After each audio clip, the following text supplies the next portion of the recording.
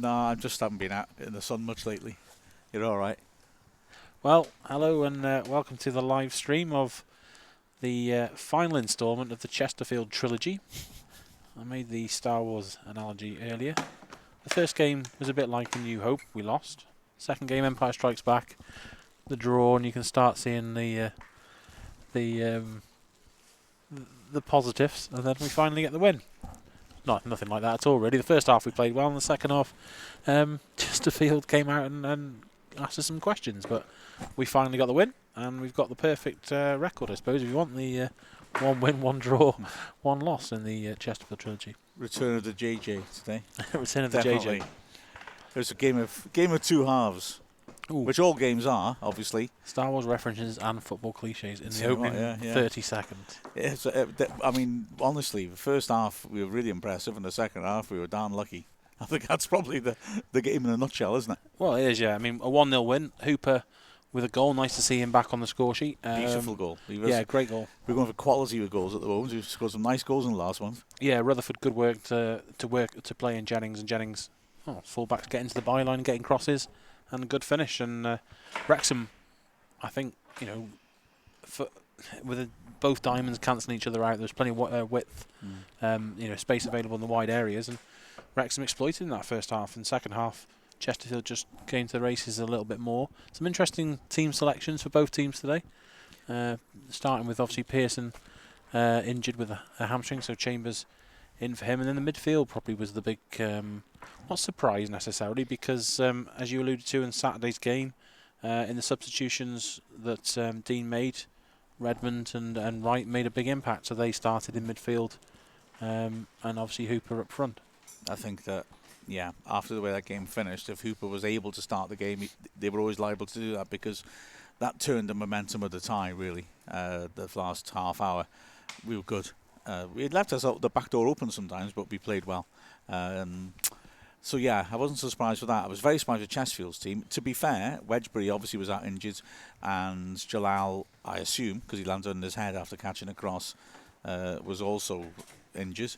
So they had to make a couple of changes, but they did switch it around quite a bit, and you almost felt like they were viewing the FA Cup as something where they'd try to win the first match, and then if they didn't do that, well, the replay, they were going to rotate it around a bit. But yeah, they did well in the second half, though, didn't they? They caused us problems in the second half. Yeah, they did. Adam Barton, I thought, had his best game so far for us in a red shirt. He was sponsors man of the match. I think we agreed with Lee Fowler that he was our man of the match as well. I think he was composed, quicker to release the ball and release players, which made a difference and got Wrexham on the front foot, especially in that first half. Best performance I've seen by him by a country mile.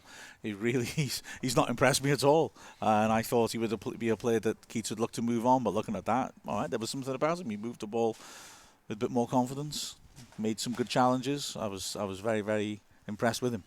Well, a couple of comments, Geraint.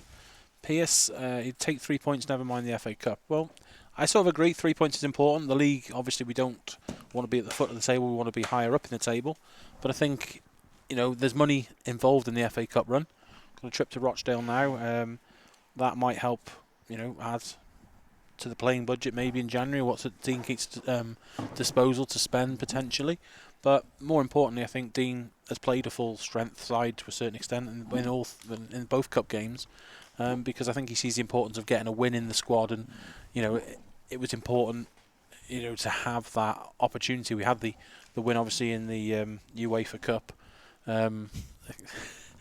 but that was a largely sort of a youth teams mixed with some of the fringe players, players coming back from injury or trying to get into the first team itself.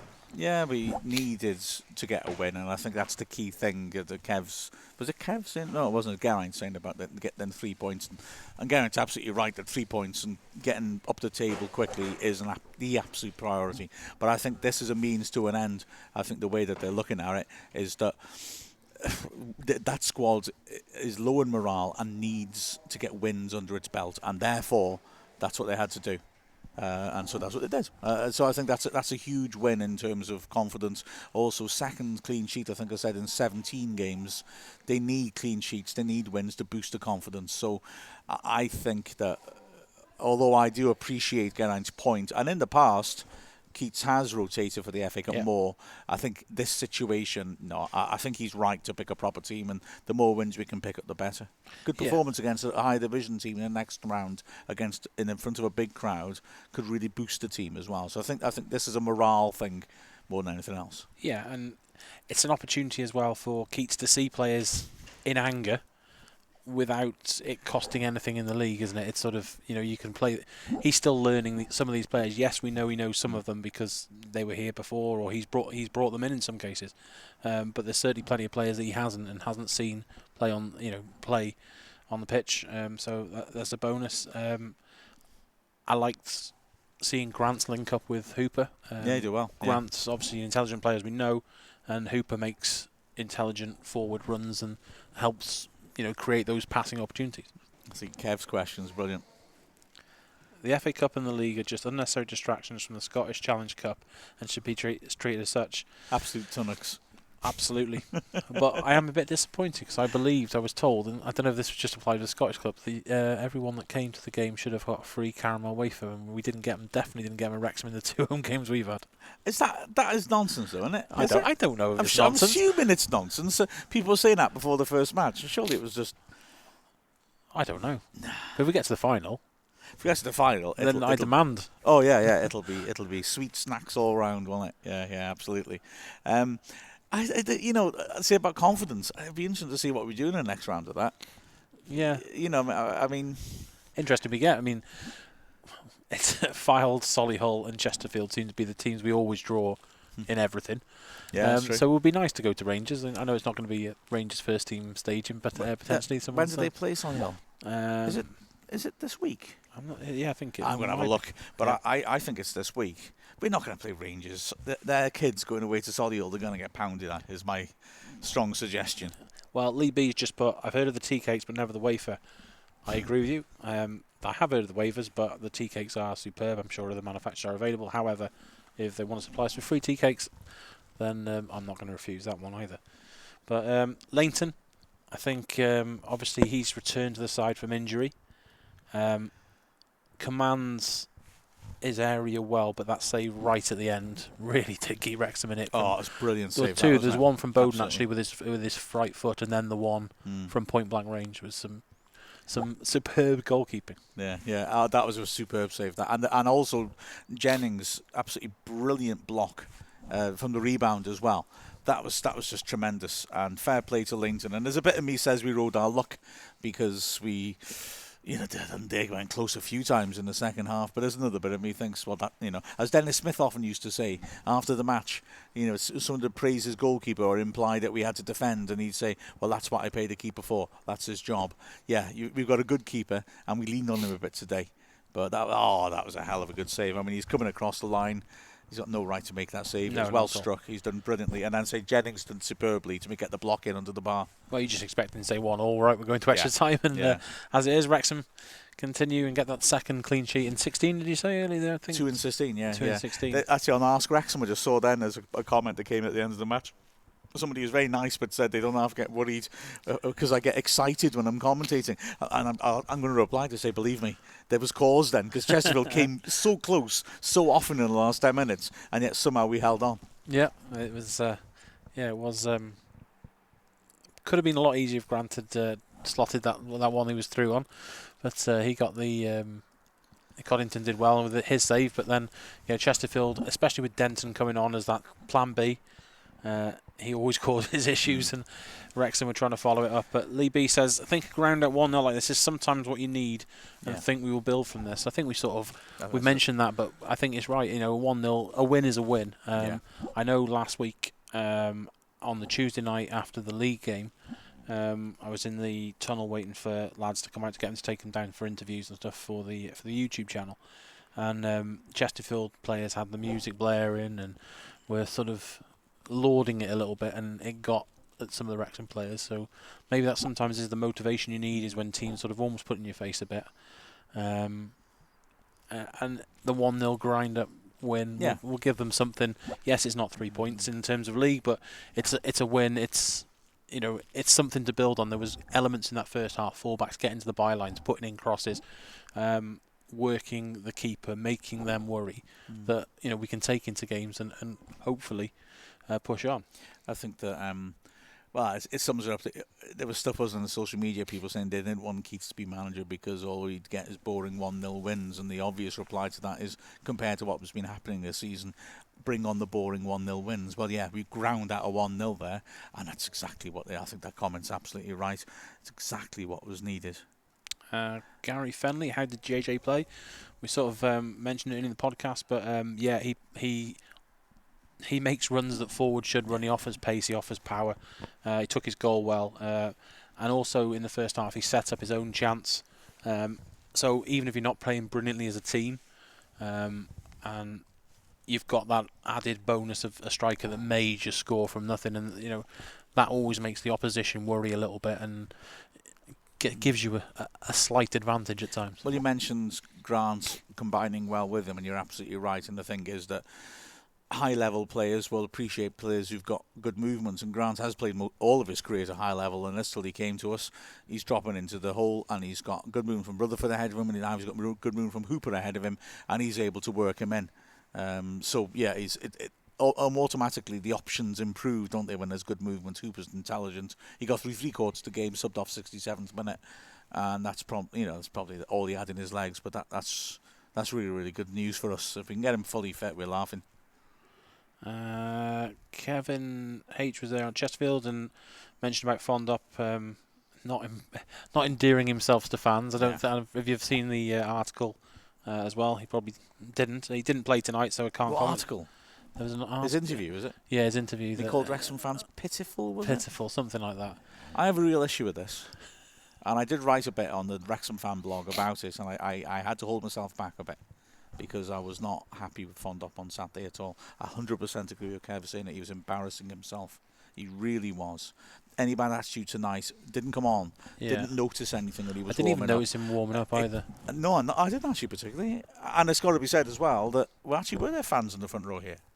There was. The front row was open. Yeah, but it's not quite the pit of aggravation it used to be. They put the new style, they put the new style dugouts in, and then next to it is the youth players. Yes. So that's a different atmosphere now it used to be. He was embarrassing on Saturday. I am genuinely suspicious as to whether he was trying to do Leighton because he knew he was coming back from injury. It put a different light on the goal by Chambers when afterwards he runs into Leighton, which at the time I thought very little of, but having seen what he did on Saturday, I looked at the replay and he could easily have avoided running to Leighton, but he did it anyway. He had to go round Chambers to hit Leighton, and he did it.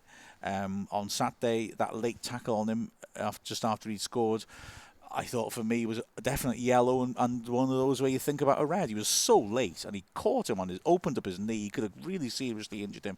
It was an appalling challenge. And the referee didn't even book him because refs just don't book people in the first 25 minutes. What nonsense. Then he hits Leighton for the disallowed goal, playing the man, not the ball, and then has his scrap in the net, and then is having to go at the Wrexham fans.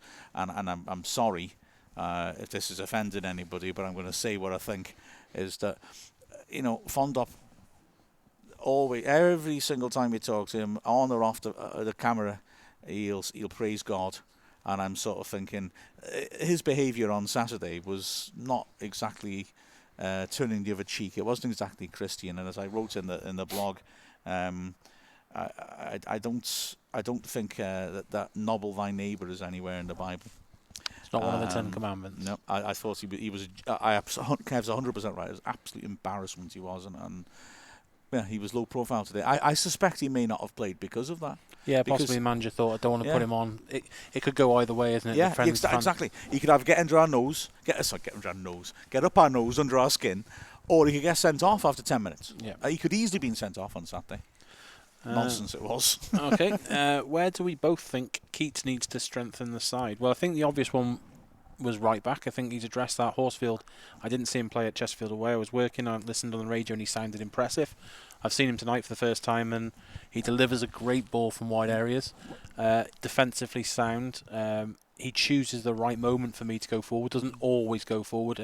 Looks at the best option and assesses it. So, yeah, he's a player that I think is of a higher standard than National League, and it's an initial 1 month. I don't know if anything can be done about that further. That's a different option, but it surprises me that he's not being utilised in league football.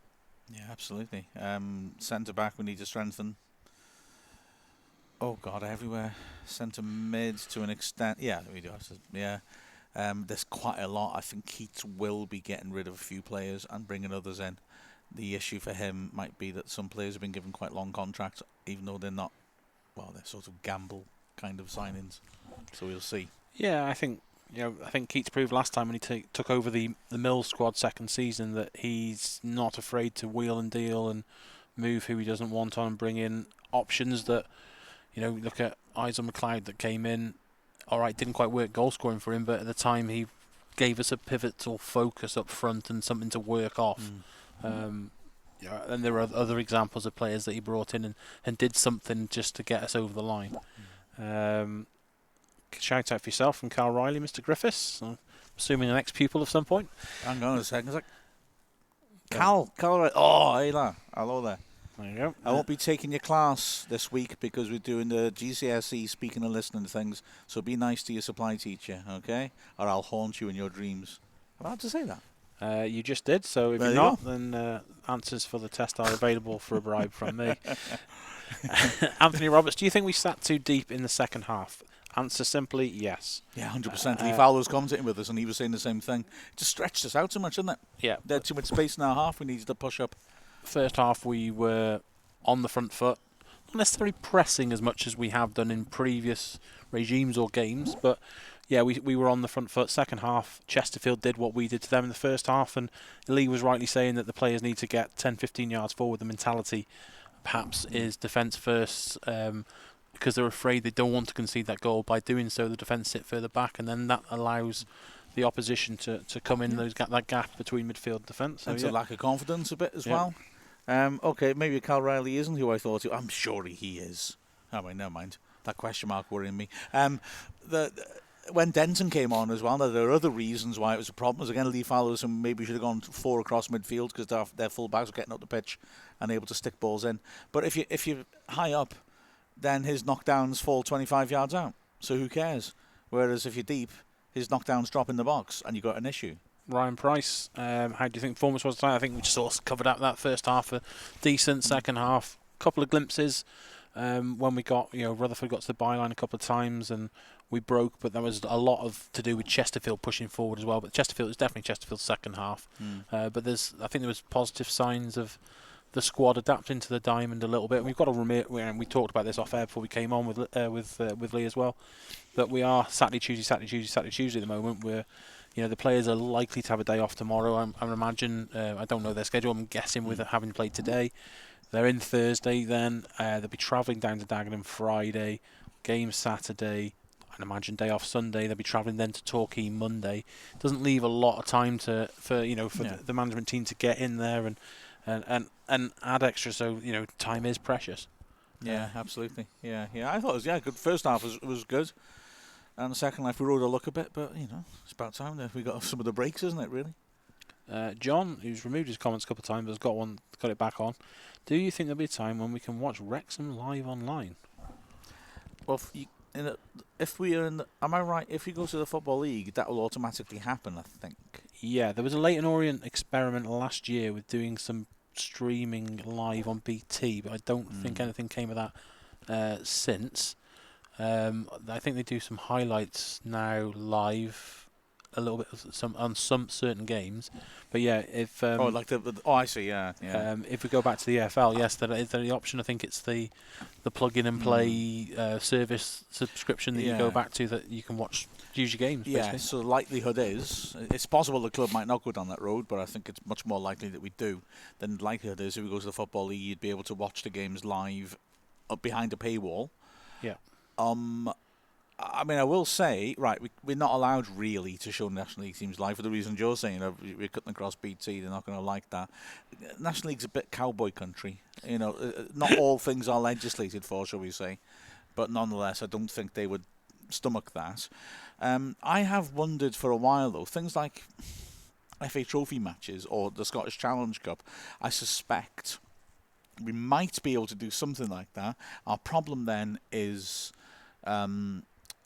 facilities. I mean, I'm sure you've noticed if you've been watching these live streams, sometimes it looks like from our end that sometimes they're cutting out. Now, just to put that into context, we are currently the only people on the press Wi-Fi. You know, once more people are on it, it slows down. But we're the only people on it, and yet it cuts out. So it's not fantastic. So carrying live video, dicey. Plus, correct me if I'm wrong, James, because I haven't been over the other side much during matches in the last couple of years, but I get the impression the Wi-Fi on that side is not as good as here. I don't use the Wi-Fi because it's that bad. I tend to go for 4G over there and compete with everyone else in the stadium. Because so that sort of sums it up. Yeah, so 4G has an issue as well, doesn't it? Because there's other people using it. Yeah. So I would be worried a little bit about advertising a live game and then not having the infrastructure to actually deliver it, and then everybody's upset because we promised something and couldn't deliver it. So I think that's maybe the biggest obstacle. I suspect if we really were able to put everything together like that, the trophy and the Scottish Cup games are here at least, not away, but here, we might well be able to do. Yeah, I think BT have certainly experimenting with it from what I've heard from the Leyton Orient sort of feedback and direct line, but I think that's the issue. I guess once we get to the EFL promised land, then there is more funding for clubs to perhaps, because they must have to put the infrastructure. I'm thinking of somewhere like Salford that's gone up that had no power last year, and obviously something must be for that. And we have the hardware to connect our usual camera to this laptop. I mean, at the moment we've connected our commentary equipment to it, so that the sound quality is better.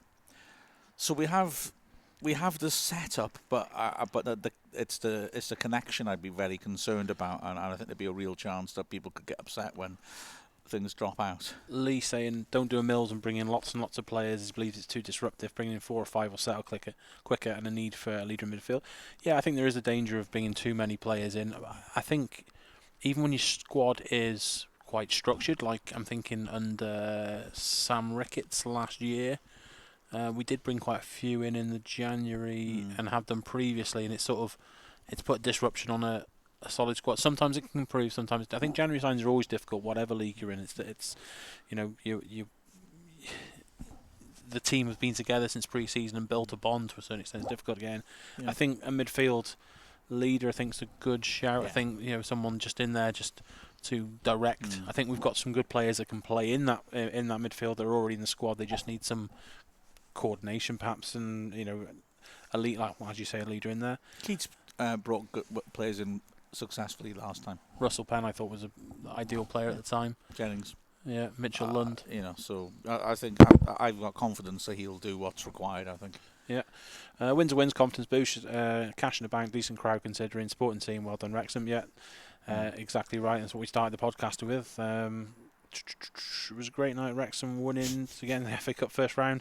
Be a great game at home to Rochdale. Yeah, Rakeel Pike, I assume, will be returning. Oh, the Pikester. Yeah, so hopefully no back heels. Oh, that's true for that. But yeah, Rochdale. Akeel versus Rakeel. Yeah. Yeah. Do you think we need another striker? Oswald works hard but doesn't cut it for me. Strikers are obviously your main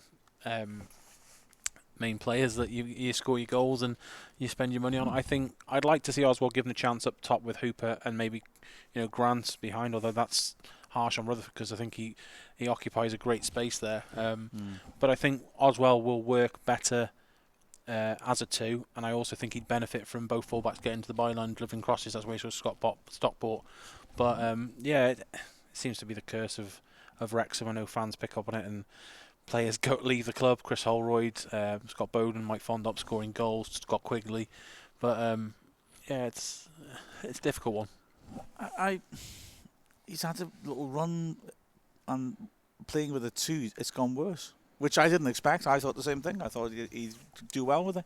But you see the Grant Hooper combination and you think, that didn't happen when Grant and Oswald were together. It's much more of a fixed point. So, yeah, it's not working out for him, but he does work. So he's a useful player to have in the squad, I think, but I don't think he's going to be the dominant striker we were hoping for. Yeah, Nathan Richards, Hooper, quality, but clearly we're struggling without him. Again, we've said 100%. sort of covered that. We agree. It's sort of, he offers something. Even if the team aren't playing well, if you get the ball to his feet, he has the chance of doing something different, and that gives you something. Yeah. Leighton making a difference already. Yeah, I think Christian Dibble has been unlucky.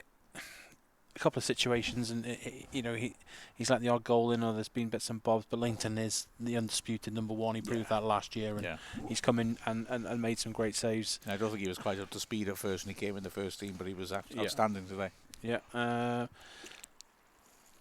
No idea how to pronounce that. But get on your hotspot, mate. Come on, slacking. Well, maybe, but I got to pay for my own data as well. Although it's surprisingly cheaper than it used to be.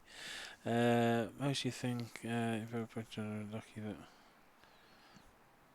must say Lee B must say you think doing very major. Well done. Well done. Thank you, Lee. We try. Beautiful, isn't it? We just try and put a point of view across. Keeps us off the streets, doesn't it? Yeah, keeps us off the streets. Do you think old school 4-4-2 with two pacey wingers would work? If Keats can find that, as always thought football can be simple. What's wrong with the old pace down the wing and into the box?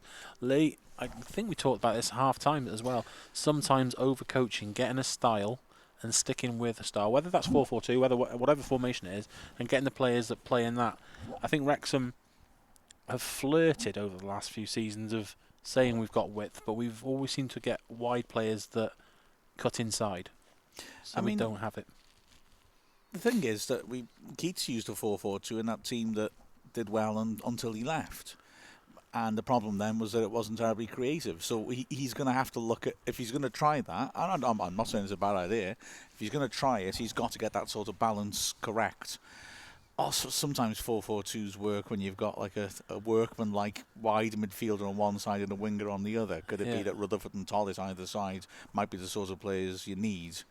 I don't know. I'm not necessarily advocating that, but possibly.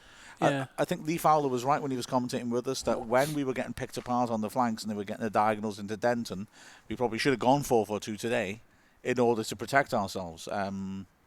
It's a possibility. Someone loves James Jennings. Mm-hmm. Say hi to him.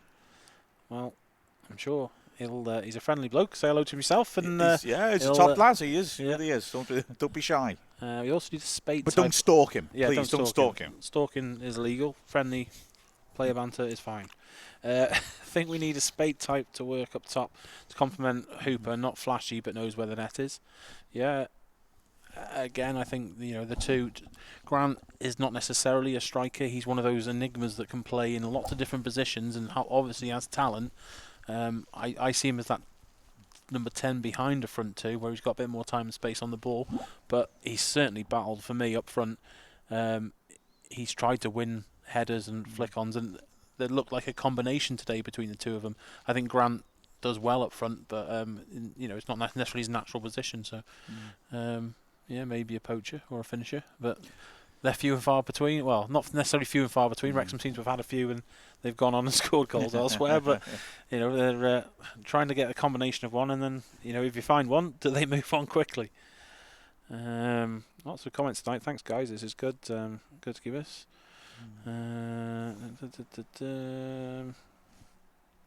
See what we've got. Good win tonight. Yeah. Jennings was good today. Yeah, I think both fullbacks we've mentioned again. Yeah, Jennings sometimes gets a little bit of criticism, and I feel very sympathetic to him. I thought he was very good today. Yeah. Pace down both wings, scares teams and pushes them back. Sometimes keep it simple and don't overcomplicate. Yeah, again, I think you're right. Modern football does tend to move away from that 4-4-2, doesn't it? And I think you tend to copy what you see at the top of the game, and at the top of the game you have predominantly that one striker that is the complete striker. And we try and replicate that in the lower leagues, but the complete striker is not going to be in the lower leagues. Your main philosophy about football is you don't like modern football, I think, and you don't see a transfer of tactics used by higher up, lower down. And I see your point, but I don't totally agree with it myself. I think some things can be crossed over, but I don't think a lot of modern, for me, formations and coaching relies very much on having the technique, the players with that Yeah, technique to yeah, execute yeah. it.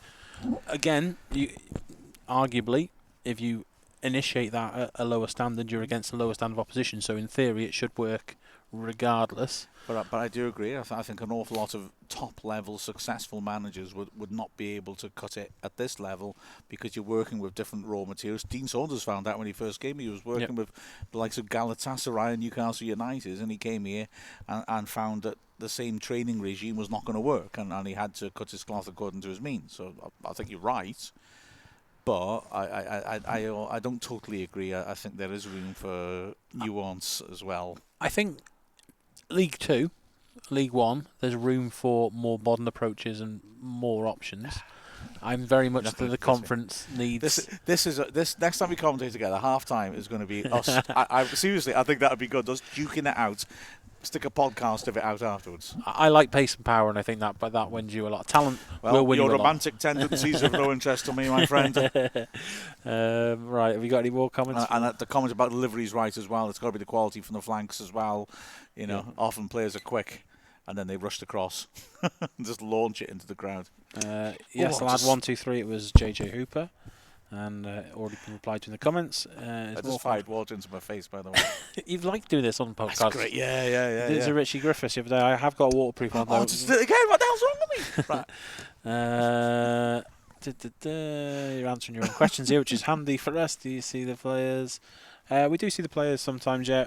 Depending on what role we're on. Obviously, we do the interviews and stuff on match days and press days. So, yeah. We have to go and see him and ask him to come down to. It's weird for me, I've got to say, because I used to always do interviews after every match, and actually I've done since the Masanka overhead kick, I've done one post-match interview, which was Dean Keith's first game this season, because generally the person on the highlights commentary does the interviews, and I don't, and I'm up here doing the podcast, which I love, but because of that. I don't. Yeah. I actually, apart from the players that Keats brought in the first time, I haven't really spoken to many, and it's quite weird in a way for me. Quite weird. Yeah.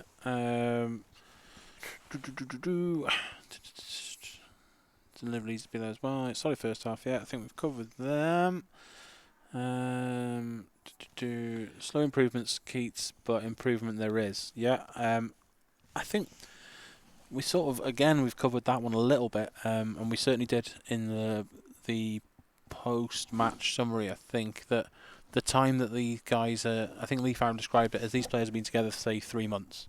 So their time is here, and Andy and Dean and his team have had this much, and with the Saturday Tuesday games, they haven't had a lot, but there's a difference in style as a solidified team. I think Brian Hughes and Lucky wanted to play exciting football and brought in some exciting players on paper, but for me, tried to play too many flair players, number 10 players in that team to get goals, to destroy teams, but it left us a little misjointed. And I think by going back to basics in Dean's initial few games, that's helped us and just set us up for, it's not going to be the most exciting. I suppose that leads in, do you think that Keats is the right man from Yes Lad? Well, I think if you look at the situation, you look at possibly who was available to be interviewed and bring in. He knows the club. He's gone away, had some more experience. He's not sat on his hands, and apparently he's got, from they were saying the WST meeting last night that he'd spent time with Peterborough and various other clubs, learning and going in and finding out what the managers do, what the coaches do, while he's been out of employment. So he's not been sat around, and I think. In the situation we are, and with the squad that was perhaps a little disjointed, it's very similar for me to the Mills situation. So he's the ideal candidate to come in for that. 100%. I have total faith that he'll do a good job. And the comment down there is about, I hope he doesn't leave in the title race again. I think that what happened then means he won't now. I think that, firstly, that was a once-in-a-lifetime opportunity to go to his childhood team. And secondly, I think he's been burnt by that experience, and I think he'd now be disinclined to do so. Yeah, I agree with that. I think if you put the analogies there, if Wrexham are 2 divisions higher and you're manager of a club and Wrexham's your team and they come calling, it's a difficult one to turn down. Hindsight's a wonderful thing and all of that. What I do say from Dean is that he was a fantastic player while he was at the club. He was there when players weren't getting paid wages. He knows what the fans have done to save the club, to get the club. He buys into that.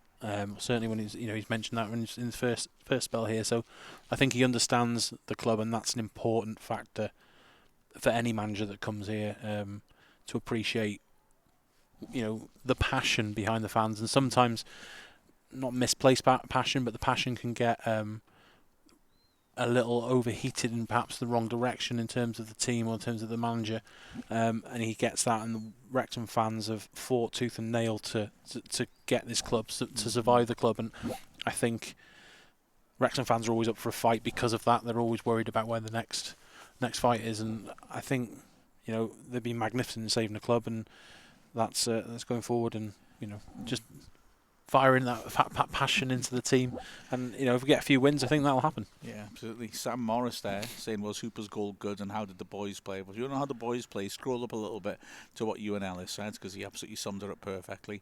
Hooper's goal is excellent, lovely move down the left and a really clever finish. Dennis Bergkamp, inexplicable sort of soft shoe finish in it from 6 yards out. It was a lovely goal.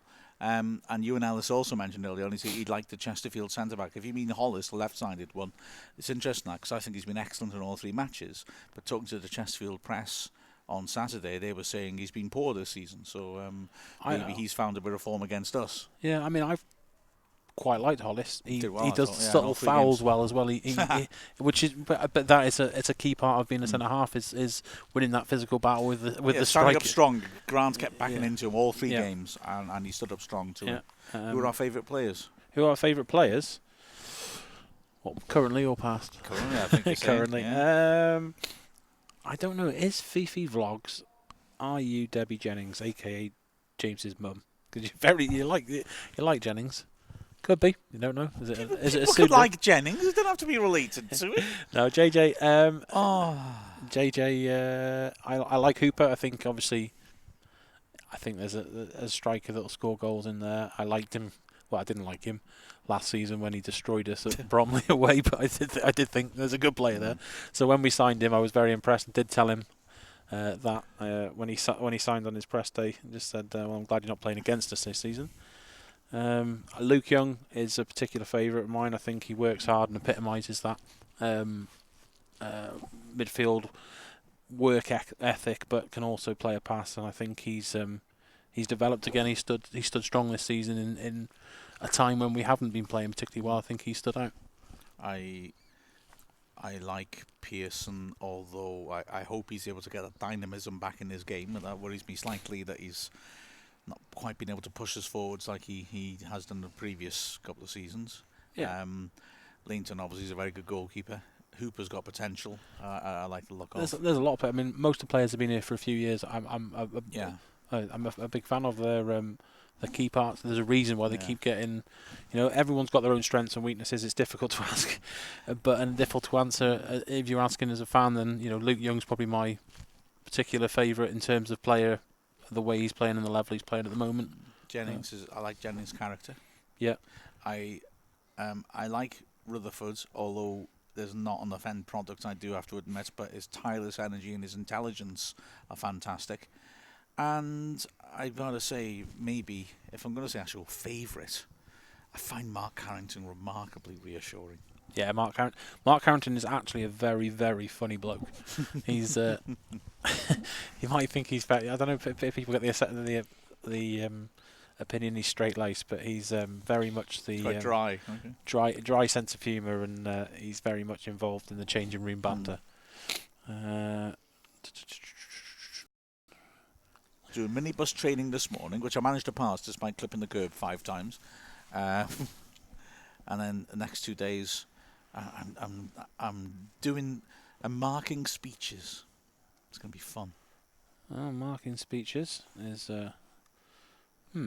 I used to love getting marks from teachers, and lots of red pens was always on my and not always smiley faces. Compliments. Okay, so Luke Young was loved by Argyle players, and he for his hard work and ethic, and surprised he's not a league player. I think Luke Young is exactly that. He's a hard-working player and also has some talent talent in there, and is underrated perhaps in terms of it. But I think he'll say himself that he's quite a loyal chap. He based his career in the area he's from. He's from that area, so Plymouth, then Torquay. That sort of it's difficult to make a move, and he decided with his family when the opportunity came to Wrexham to give it a go and try somewhere different, and moved up sticks, and I think he's done well doing so. And I think perhaps if he was slightly closer to the M25 roundabout that is the National League / League Two camp players, then perhaps he would have continued in the league. But hopefully we can get him up there. So with that, I think we'll call it a night with Wrexham through to the first round proper of the FA Cup. Rochdale coming up. Thank you for joining us on the live stream, and if you joined us on the radio, hopefully you enjoyed that as well. As Mark Griffiths and myself will leave you for the night and see you on Saturday down at Dagenham. Muchachos.